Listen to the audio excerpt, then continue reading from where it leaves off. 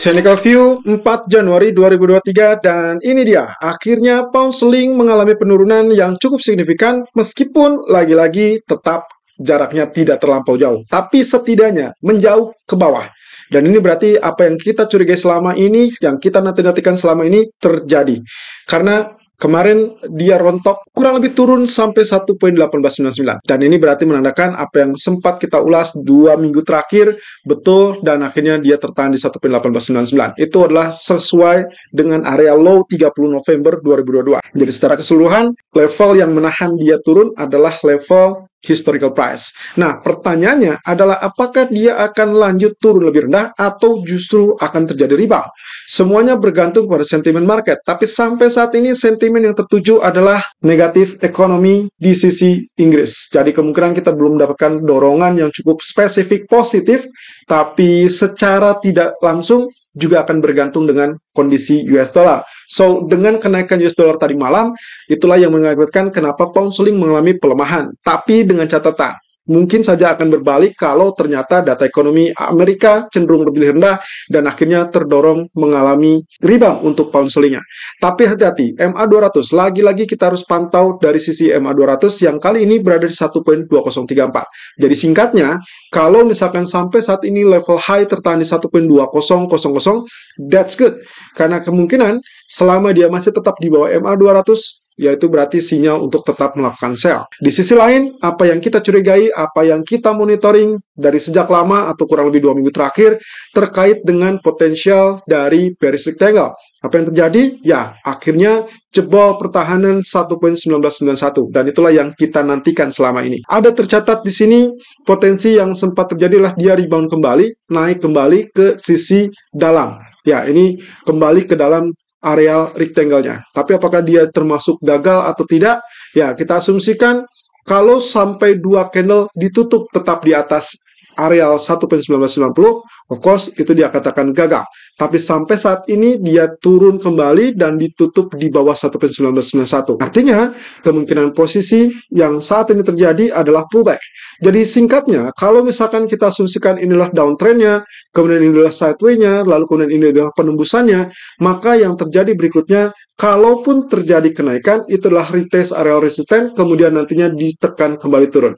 Dan kita berharap ekspektasinya mencapai Fibonacci expansion 61.8% yang ada di 1.1828. Tapi sampai saat ini level 1.1930 atau mungkin 1990-an ini masih tetap akan menjadi kunci utama dari sentimen market berikutnya. Oke, kalaupun misalkan rencana Anda switch menjadi buy, maka kategori yang harus Anda miliki adalah kenaikan kurang lebih di zona tengah dari pola rectangle tersebut. Berapa? Kalau kita perhatikan di situ, berarti zona tengahnya kurang lebih akan berada di kisaran 1.2045. Itu sebabnya, secara teknikal kami memberikan peluang untuk tetap sell 1.200, 1.2020. Tapi kalau misalkan dia sampai tembus 1.2045, anggap saja di atas area 1.2045, maka itu adalah sinyal untuk berbalik naik. Artinya pula, kalaupun misalkan untuk dipastikannya, untuk terjadinya reversal bullish adalah saat dia terjadi kenaikan di atas 1.2098. Ya, itu sebabnya areal stop loss-nya kami cantumkan di 1.2070, sehingga nanti kita akan bisa melihat dan juga setidaknya memberikan aba-aba apakah akan terjadi reversal bullish apa tidak. Selama dia tidak naik di atas 1.2040, 1.2070, maka kemungkinan masih aman untuk melakukan sell. Kemudian tinjau kembali dengan grafik crude oil yang ternyata kembali mengalami kegagalan setelah sempat memberikan harapan semu untuk mengalami kenaikan di atas level 81.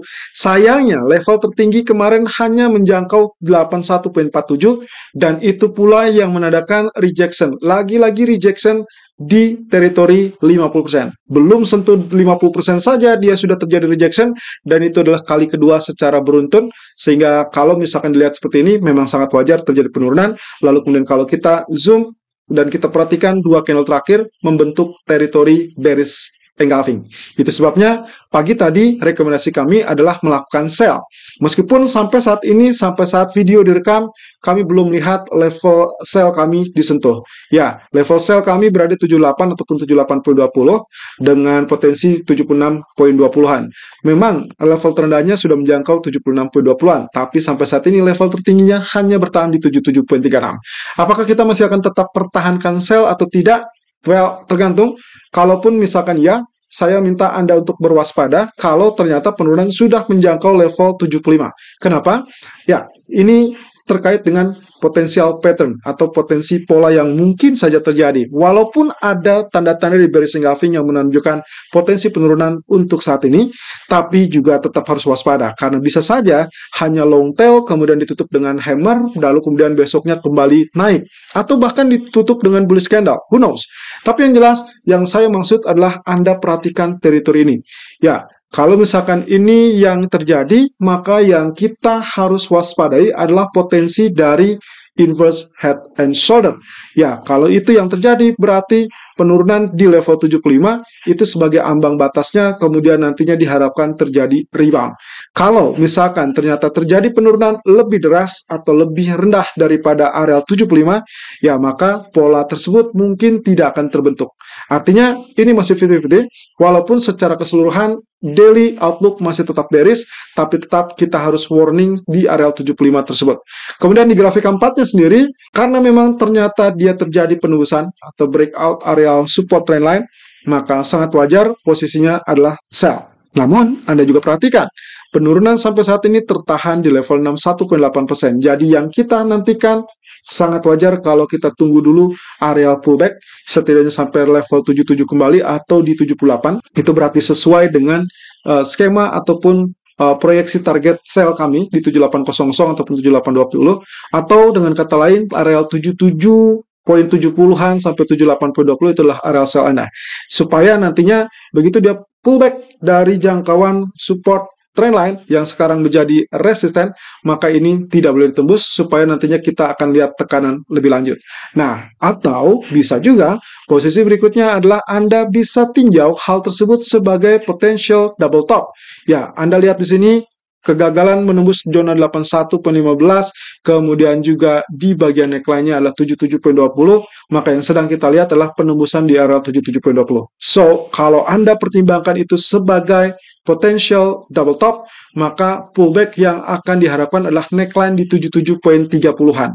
Artinya, Anda tidak perlu menunggu 78, tapi Anda bisa lakukan sell di area 77.30, 77.40-an. Ini berkaitan dengan potensial neckline dari area double top.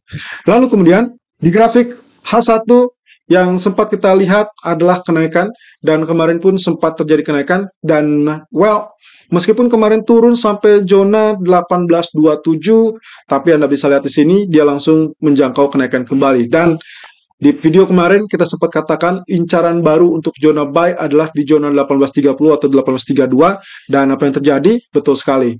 Dari area ini ternyata dia terjadi kenaikan, bahkan sempat 2 kali. Ya, pertama mungkin dia hanya mencapai 1830 atau bahkan 1829. Kemudian dia reverse naik sampai teritori 1849 kembali, tapi sayangnya tidak berhasil tembus lebih tinggi. Kemudian terjadilah penurunan tersebut sampai zona 1827, tapi lagi-lagi 2 candle berturut-turut tetap ditutup di atas level 23.6%. Jadi kalau misalkan lihat seperti itu adalah potensial bullish-nya masih cukup kuat. Termasuk sampai saat ini yang kita lihat adalah kenaikan. Ya, sayangnya memang sedang terjadi kenaikan, tapi kalau misalkan kita ubah dengan Fibonacci retracement seperti ini, maka teritori yang harus Anda perhatikan adalah 1849.70 sebagai Fibonacci retracement 0%. Artinya apa? Selama dia tidak tembus, maka ada peluang dia untuk terjadi penurunan kembali. Dan inilah yang sebetulnya kita harapkan. Walaupun ya terlampau cepat ya. Tadi kami memperkirakan mungkin di kisaran 1842, 1844 itulah zona sell kita. Tapi ternyata dia masih tetap mendorong atau terdorong naik sampai mendekati 1849. Ya, hasil akhir kalau sampai nanti sore kurang lebih tidak tembus 1849, posisi sell Anda masih aman. Tapi kalau ternyata dia tembus 1849, switch strategi Anda menjadi buy, follow buy, karena kemungkinan potensi target berikutnya yang terdekat adalah 1857, 1865.